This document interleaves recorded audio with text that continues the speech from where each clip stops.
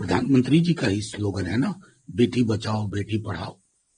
नारे और हकीकत में इतना बड़ा फासला तो नहीं होना चाहिए ना। દિલ્હી હાઈકોર્ટ દ્વારા ભારતીય જનતા પાર્ટીના પૂર્વ એમએલએ કુલદીપ સેંગરને જામીન આપી દેવામાં આવ્યા છે. ઉત્તર પ્રદેશના ઉન્નાવ રેપ કેસમાં 2019ના વર્ષમાં કુલદીપ સેંગરને આજીવન કેદની સજા સંભળાવવામાં આવી હતી. તો હવે દિલ્હી હાઈકોર્ટના ચુકાદા પછી મામલો બરાબર ગરમાઈ ગયો છે. પીડિતાના પરિવાર અને વિપક્ષ દ્વારા જબરજસ્ત વિરોધ કરવામાં આવ્યો છે. તો આવો જાણીએ સમાચાર વિસ્તારથી. નમસ્કાર, જમાવટ સાથે હું છું પાર્થ.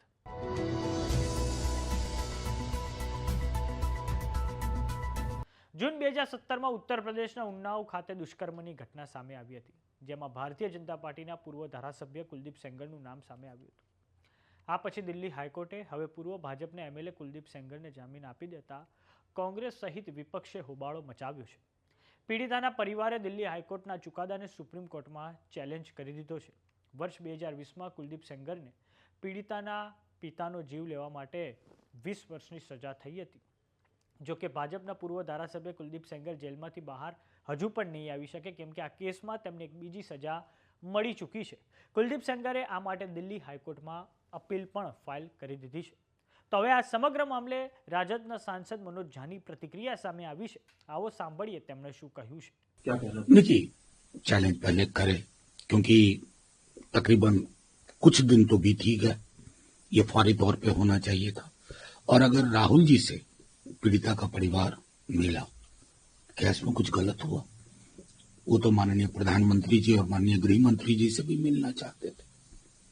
प्रधानमंत्री जी का ही स्लोगन है ना, बेटी बचाओ बेटी पढ़ाओ.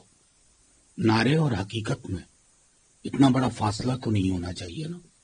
इसलिए मैंने कहा था कि इस तरह के तमाम लोगों को जब बेल या पेरोल मिलती है, आरोप मुक्त किया जाता है, उनका माल्यार्पण होता है, तो बेटियां चीखती है, बंद कमरे में रोती है. कौन सा देश बना रहे हैं? क्या मानदंड? लेकिन सर सवाल एक ये भी, अग्रणी जांच एजेंसी अगर उसकी जांच की दिशा में ये चीज होती है कि जो आरोपी है वो जमानत पा जाता है, तो कहीं ना कहीं नहीं, देखिए, मैं देखिए, हर इस मामले को संजीदगी से देखनी होगी कि कहाँ फ्लॉज इनहेरेंटली क्रिएट किए जाते हैं, कहाँ इजी कुशन दिया जाता है. ये देश है ना, निर्भया के मामले में पूरा देश सड़कों पे था. पूरा देश, पॉलिटिकल डिफरेंस मिट गए थे. जिन लोगों का राजनीति से कोई वास्ता नहीं, वो सड़क पे आए थे.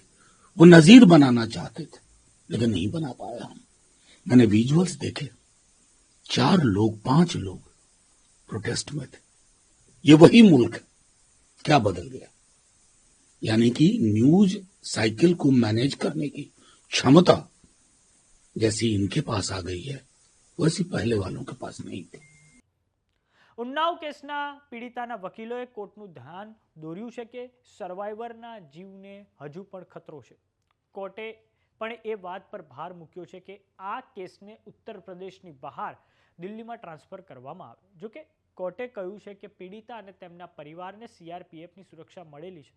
સાથે જ કોર્ટે એ વાત પણ કહી છે કે પોલીસ જો એનું કામ સરખું નથી કરતી તો તે વ્યક્તિને જેલમાં ના રાખી શકાય. જો કે કોર્ટે લોકલ ડીસીપીને આદેશ આપ્યો છે કે પીડિતાની પર્યાપ્ત સુરક્ષા નિશ્ચિત કરવામાં આવે. દિલ્હી હાઈકોર્ટે કુલદીપ સેંગરને જે શરતો પર જામીન આપ્યા છે તેમાં એ શરતો મૂકવામાં આવી છે કે પીડિતાના ઘરની 5 કિલોમીટરની રેન્જમાં તેઓ નહીં જઈ શકે ને દરેક સોમવારે તેમણે પોલીસ સ્ટેશનમાં હાજરી આપવી પડશે. તો કુલદીપ સેંગરના આ જામીનને લઈને આપનું શું માનવું છે અમને કોમેન્ટ બોક્સમાં લખીને જરૂર જણાવો. જો તમામને યુટ્યુબ પર જોઈ રહ્યા તો સબસ્ક્રાઇબ કરો. જો તમામને ઇન્સ્ટાગ્રામ અને ફેસબુક પર જોઈ રહ્યા તો ફોલો કરો. સાથે જ અમારી વોટ્સએપ ચેનલ આવી ગઈ છે, જોઈન કરવાનું ના ભૂલતા. નમસ્કાર.